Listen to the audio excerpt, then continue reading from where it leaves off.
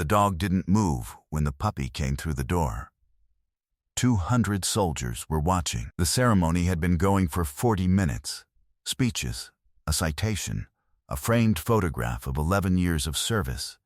And through all of it, Sergeant Major, the 9-year-old German Shepherd who had ruled Joint Base Lewis McChord's military working dog unit since before half the people in that room had enlisted, had sat at perfect attention beside his handler, ears forward, eyes ahead, the way he had sat in Kandahar and Mosul and on the flight line at 0300 when the temperature was 19 degrees and the mission was already going badly.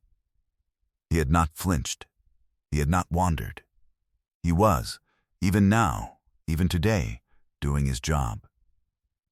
Then they brought in the puppy.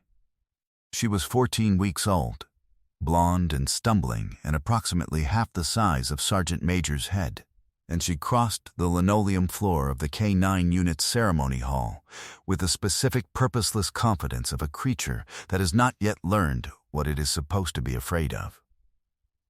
She reached Sergeant Major's front left paw and sat on it. Just sat on it, like it was hers. Nobody laughed. Nobody spoke. They were all watching Sergeant Major. And what Sergeant Major did next was something that no one in that room, not the handlers, not the commanding officer, not the 2 reporters from the base newspaper who had come expecting a 30-minute ceremony, would be able to describe adequately for weeks afterward.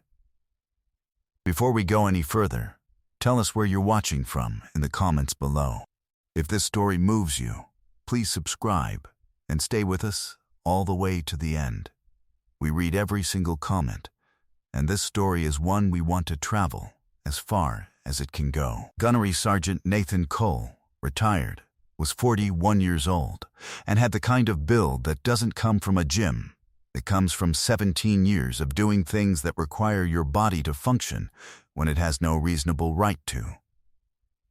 He stood 6'2" and had wide, squared shoulders that had never fully lost their military set, and dark hair gone thoroughly silver at the temples in a way that had happened fast, the way it happens after certain deployments, not gradually. His face bore 3 days of growth and a jaw that suggested his patience was larger than his expression.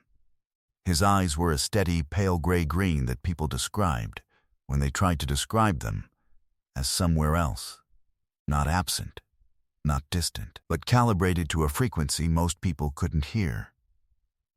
He was not a man who performed things. He was a man who simply was.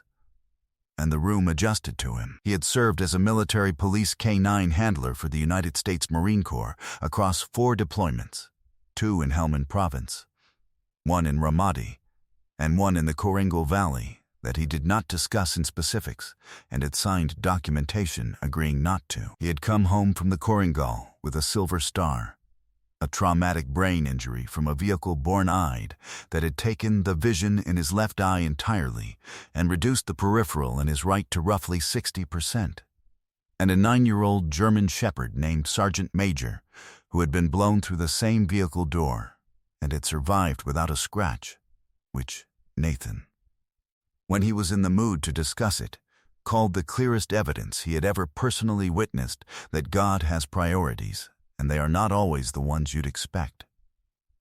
He had retired from active service 22 months ago and was living in Lakewood, Washington, outside the base, doing training consultation work for civilian law enforcement units that wanted to build K-9 programs. He was good at it. He was not at peace.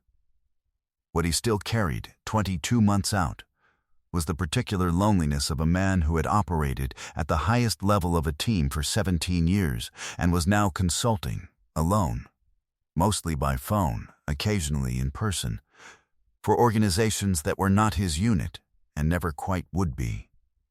He had Sergeant Major. He had the work. He was not unhappy, but the silence of a house that holds 1 man and 1 dog has a quality to it that a man who has spent 17 years sleeping 4 feet from other people will feel in the bones long before he admits to it in language. The ceremony today was not his idea. The base had reached out 3 weeks prior, asking if he would attend Sergeant Major's formal retirement ceremony, the official military working dog service recognition, the framed citation, the honorable discharge documentation. He had said yes because Sergeant Major had earned it, and because saying no to something Sergeant Major had earned was not a thing Nathan Cole was capable of. Sergeant Major was a 9-year-old German Shepherd with a coat so dark it was nearly black along the spine, fading to deep amber at the legs and jaw, with a face that had settled over the years into an expression of permanent and unhurried authority. He weighed 97 pounds. His left hip carried the particular stiffness of a working dog who had been on hard surfaces for a long time, and he had begun, in the last year, to rise slowly in the mornings in a way he had never done before, though once he was up he moved with the same deliberate weight he had always carried. His right ear bore a thin scar along the outer ridge from a piece of fragmentation in Helmand in 2016. That had grazed him without slowing him. He had never, in 9 years and 4 combat deployments and 6 years of stateside duty, failed to find what he was sent to find. He had been retired from active duty status 6 weeks prior. He did not appear to have been informed of this.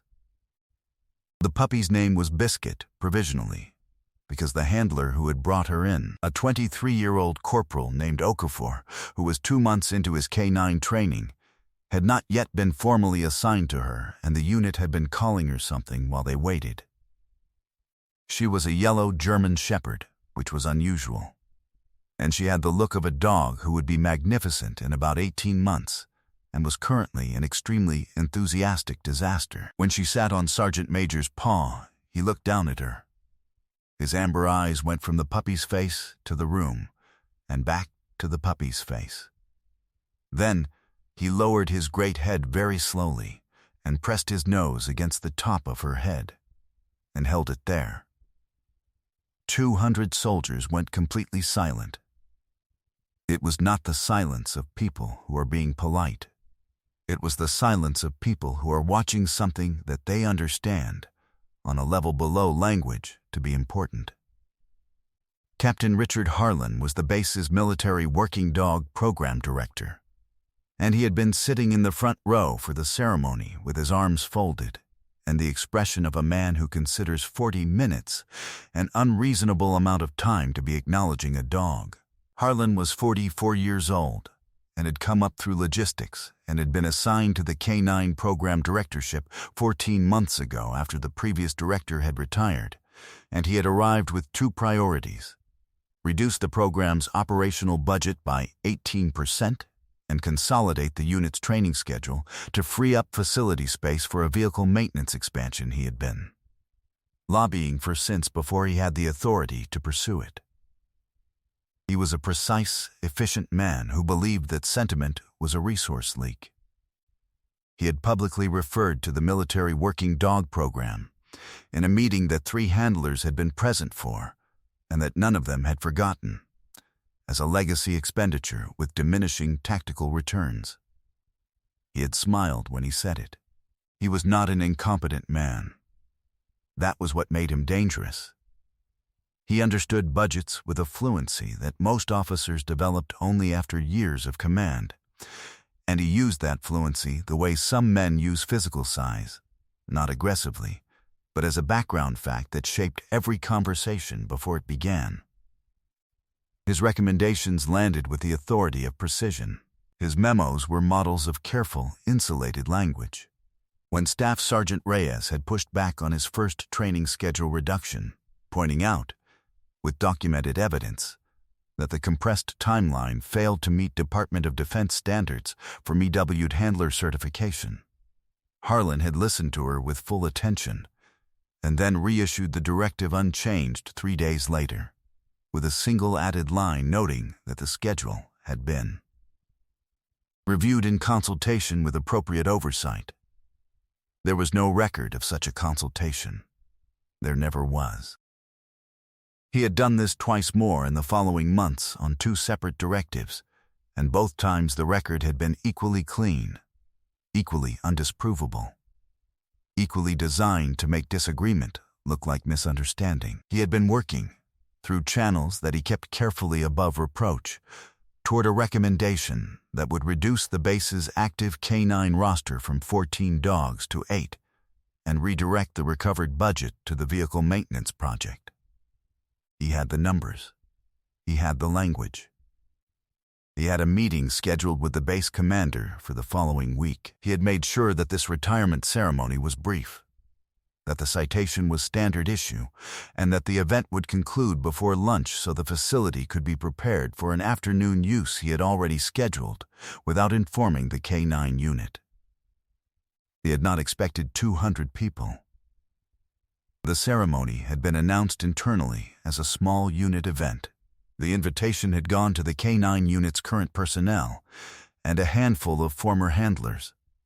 What Harlan had not anticipated was that the announcement had moved, as these things move on a military base, from inbox to inbox and group text to group text, and that the story of Sergeant Major, 11 years, 4 deployments, 2 combat citations. One handler who had come home from the Korengal with 60% of his vision had traveled through this base's institutional memory in a way that a logistics-minded captain who had been assigned 14 months ago would have no framework for measuring. 200 soldiers had shown up. Some were in dress uniform.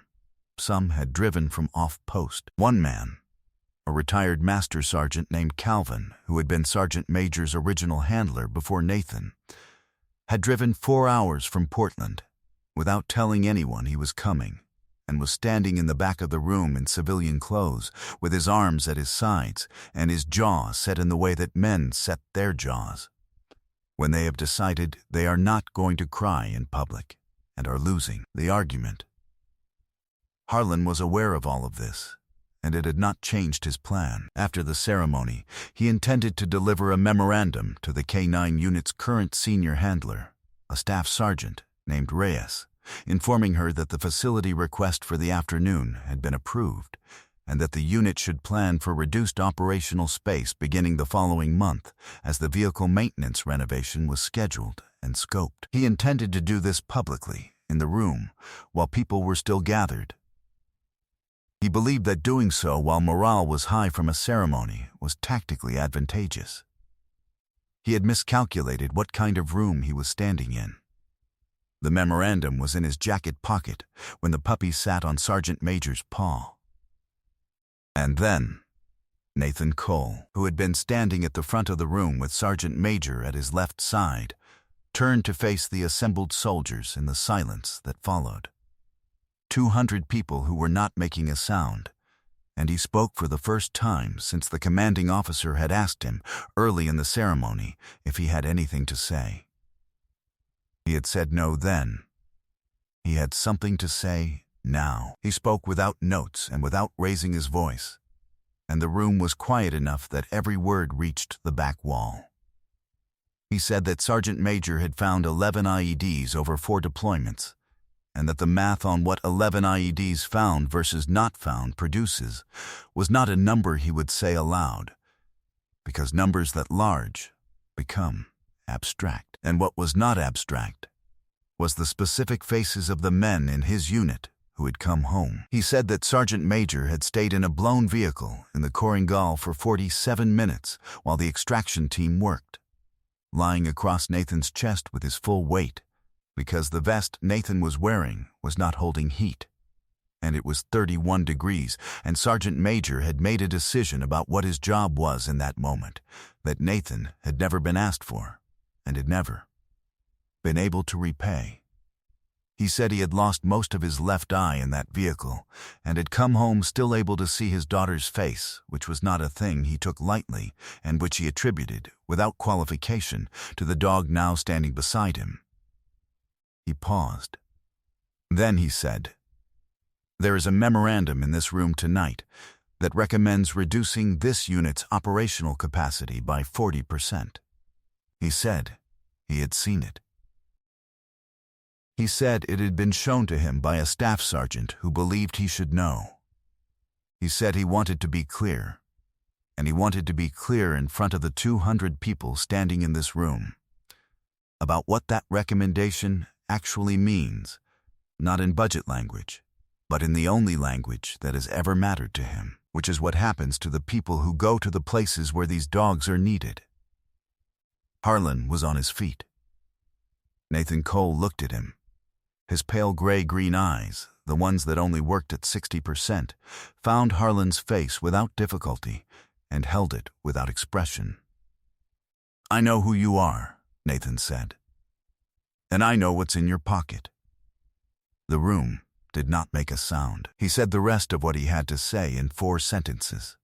He said that the base commander had received, that afternoon, a formal request for review of the K-9 program directorship's budget recommendations, co-signed by 7 former K-9 handlers with a combined 43 years of military working dog experience, and submitted through JAG, because he had been advised that was the correct channel.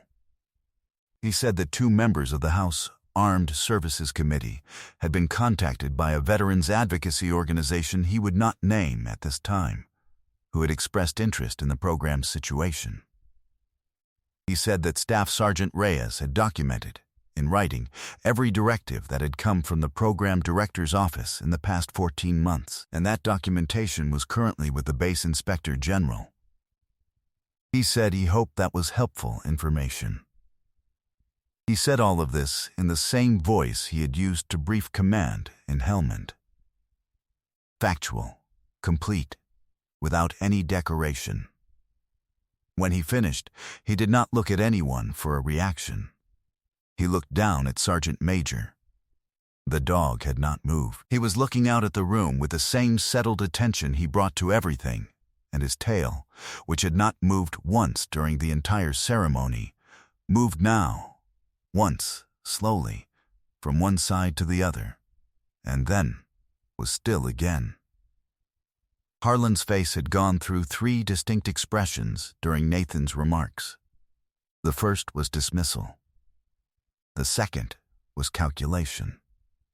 The third was something that had no good name, but that everyone in a room of 200 soldiers recognized immediately because they had all seen it at one point or another in someone who has just understood that terrain is different than they believed it was, and that the exit they planned is no longer available.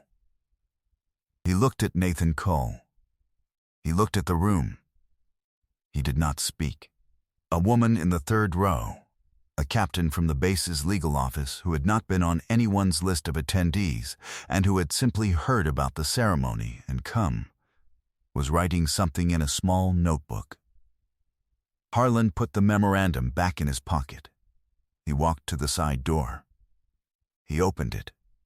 The sound of it closing behind him was the only sound in the room for a long moment. Calvin, the retired master sergeant from Portland, who had driven 4 hours and was standing in the back of the room with his arms at his sides, exhaled, slowly, all the way out.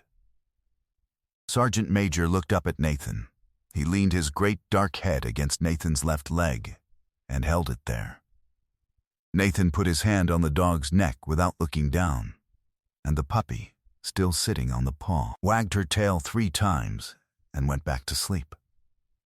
Captain Richard Harlan submitted a transfer request 2 weeks later. It was approved. He left Joint Base Lewis McChord in March and was assigned to a logistics post in Georgia with no K-9 component. The budget recommendation he had drafted was formally withdrawn by the base commander following the Inspector General review, which concluded that the documentation provided by Staff Sergeant Reyes was consistent and credible, and that the program director had operated outside the scope of his authority on 4 separate directives. The K-9 program's operational budget was restored in full. The vehicle maintenance expansion was redesigned at reduced scope and did not require the K-9 facility. 4 months later, in the spring, Corporal Okafor and the yellow German Shepherd, now officially designated Scout, completed their formal certification together and were cleared for active duty. On the day of their certification, Nathan drove to the base and sat in the back of the observation room and watched. Scout was 17 months old and no longer stumbled, and the particular way she moved through a search pattern, methodical, close to the ground, ears working independently, had the look of something that had always been in her and was now simply being expressed. When she finished her final assessment and Okafor put her through her cool down, she saw Nathan across the room and sat down and looked at him with the amber eyes that all German shepherds seem to share regardless of coat color, and her tail moved once, slowly, and she looked away. Nathan drove home on roads wet with April rain, with Sergeant Major sleeping in the back seat in the way old dogs sleep, fully, without reservation, with the total confidence of an animal that has decided the world will still be there when he wakes up. The stiffness in the old dog's hip had not improved. The silver in Nathan's hair had not reversed. The 60% was still 60% and would not be more. He thought about the room. About 200 people who had shown up to a ceremony that had been scheduled to be quiet and small. About Calvin in the back with his arms at his sides and his jaw set. About Staff Sergeant Reyes, who had been keeping records in a folder for 14 months without being asked to, doing it the way good soldiers keep records, not because they know what they'll be used for, but because something in them understands that the truth requires a witness. About the puppy sitting on a paw that had walked 4 combat deployments and had never once been asked to sit still for something this small, and had done so anyway with the same seriousness it had brought to everything else. But in the spring evening, with the rain on the windows and the old dog breathing steadily in the back, Nathan Cole felt something he had not felt clearly in 22 months of working alone in a quiet house. He felt accounted for, not celebrated, not honored, simply counted, known, seen by people who understood what the work was and had shown up to say so. And had shown up in a number, 200, that a logistics-minded captain with a memorandum in his pocket had not predicted and could not answer. Sometimes the bravest thing a soldier ever does has nothing to do with the battlefield. Sometimes it happens in a ceremony room, on an ordinary Thursday, when a dog who has already given everything he had to give lowers his head over a sleeping puppy and reminds 200 people, without a single word, what loyalty looks like when it has been fully lived. God places that kind of witness in our path when we need it most. Not with thunder. Not with announcement, with a dog's breath and a sleeping puppy and a room that goes quiet because it recognizes, in the oldest part of itself, something true. The world still has men who will stand up in a room of 200 people and say what is right, not because they are certain it will work, but because silence in that moment would be a betrayal of everyone the dog had carried home. That is the whole story. It is also everything. If this story touched your heart, share it with someone who needs to be reminded that loyalty still exists in this world. Leave a comment and tell us where you're watching from. And if you've ever seen an animal do something that left a room speechless, we would love to hear that story. Your words may reach someone who needs them tonight. If you believe in stories of service, courage, and the faithful bond between a soldier and his dog, please subscribe to the channel so you never miss the next one. May God bless you, protect your family, and remind you always, those who served faithfully are never forgotten, not by the ones who were there.